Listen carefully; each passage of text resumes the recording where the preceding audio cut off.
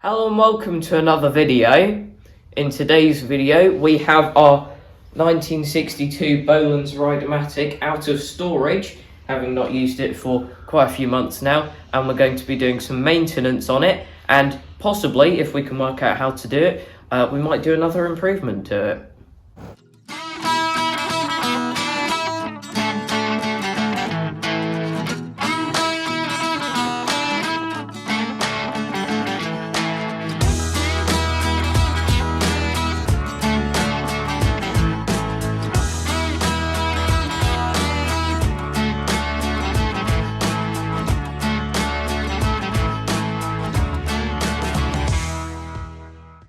The first thing we want to do is an oil change. So before we do that, we're going to start it up, take it for a bit of a drive to warm up the oil, and then we can get it put on the bench.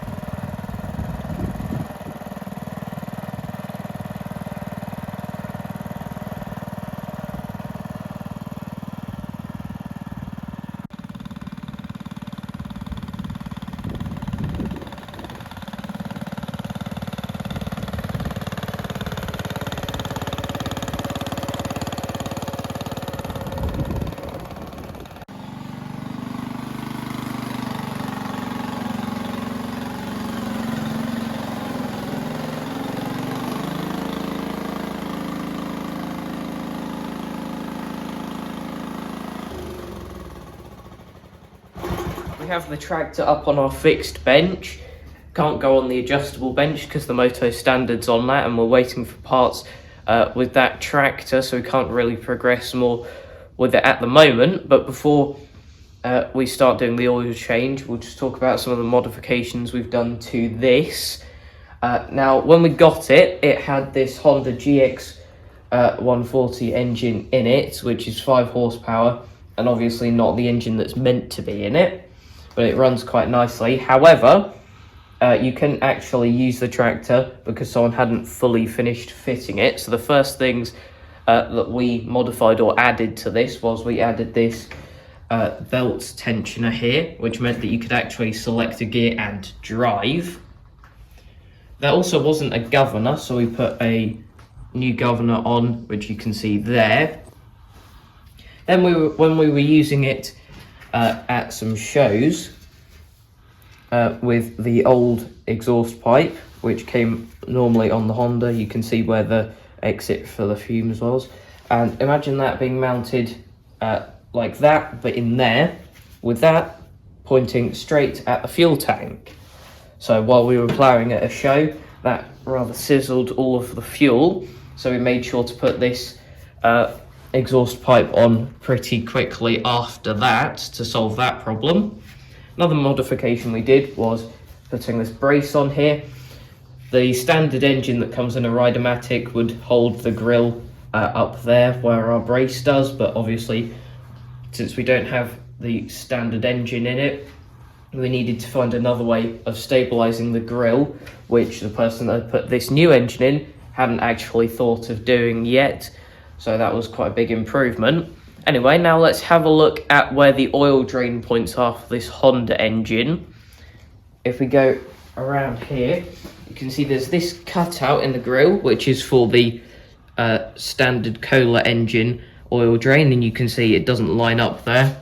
The oil drain is slightly off to the side, which means that it just doesn't work as an oil drain. However, there is another one on this engine, which is at the back here. If I just get the torch for you, you can see it there. However, either way, whenever we take that out, oil's just going to go all over the chassis and under the engine, which we really want to avoid at all costs. So what we're going to do today is disconnect the engine from its mounting points while leaving as many things as connected as possible, so that we can just drain the oil and then add on our solution to the problem, which we'll show you in a minute. But to start disconnecting the engine, we need to take off the grille. We have the grille off now, and we've also unbolted the engine. Give me a second just to go grab the grille. And it is cast, so it is pretty heavy. But as you can see here, there's a couple of chunks that have been taken out of this, which are there and there. The previous owner has, by the looks of it, just angle grinded off very messily. And eventually we might try and fix a couple of those to try and make it more original. This hole here is actually meant to be here for the front PTO belt. Anyway, I will go put this back down. Over here.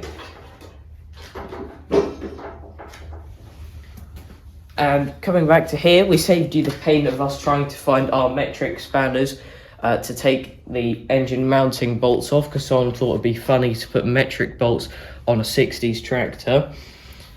But anyway, with that unbolted, we can kind of shuffle this off. Now that we have the belts off too, we can kind of just shuffle this round so that the oil drain is there, overhanging, so that when we unbolt it, all the oil will come out and not go on the chassis.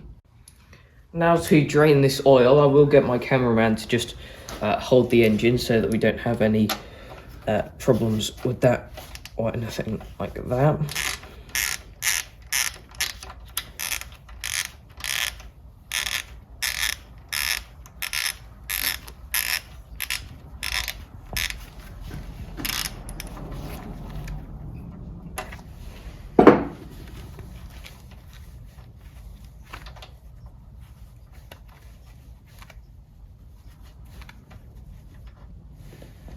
There we go. The oil is draining. While we're letting the engine oil drain, we'll talk about another modification, which is this front hitch here, which we made the day before we were due to go to our first tractor show. And Dad made that up because we found out that I was too young to drive around the showground on my own. However, we could have me on a tractor without the engine running, and Dad towing me with a rigid bar between the two. So we made up this tow bar out of a piece of angle iron and bolted it onto the front axle bolt on the tractor, and that worked very well. And we made up a drawbar to go from this to the back of our other show tractor, which for that show was the Bolens 1054. We have the sump plug back in now, and we've also taken this opportunity to have a bit of a clean up and also grease all of the 3 grease points on the Versamatic down there, there, and there, because it's easier to do at this time. And now onto our proposed solution or modification, which is this fuel tap, which has probably come off of a scooter or something like that. However, it has an M10 thread on it, which we believe to be the same one as the sump plug in this Honda engine. Now, we can't put it at the front because, as we showed you, this doesn't line up with the hole on the grille. So what we're going to try to do is take out the sump plug on the back of the engine, quickly lose this filter, and put this into the back of the engine. Then the next time we come to drain the oil, we simply open up the tap, have a tube that's attached to it, or a pipe to go out and somewhere here, so that we can then put it into a bucket, and it's much easier to drain the oil and we don't have to detach the engine again. Sometime later now, and we have fitted our tap. Now, we were going to video fitting it, however we had a few issues that got us a bit sidetracked, so we'll run you through what we did now. So the thread turned out to be the right one, which is M10 pipe thread, or M10 by 1.25.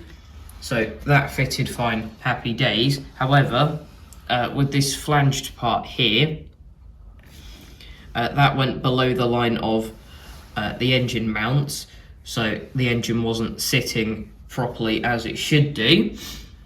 But what we did is we went and measured the height difference between the bottom of the engine and the centre of the crankshaft on both this Honda engine and also the original Kohler K161, and found out that the crankshaft on this one is a bit too low anyway, so there isn't a problem with us putting spacers in like we have done here to eliminate the problem of this sitting below the line of the engine.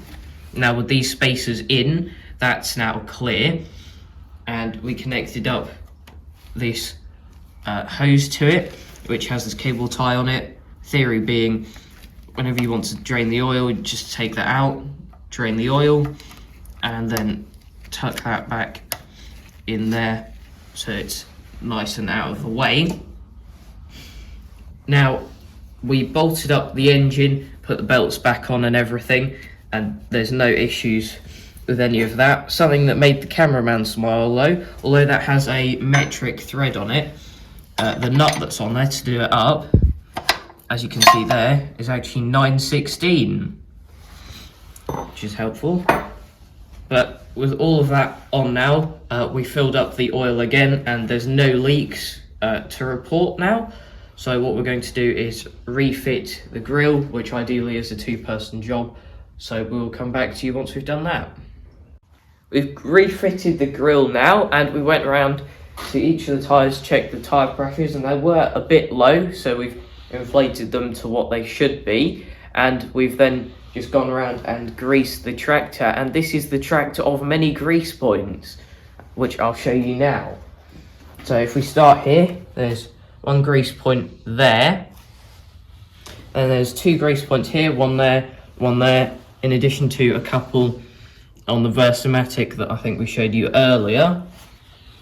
Then each front wheel has a grease point, so there's one there, one on the other side, one. Same with a bit here where the stub axle goes into the axle.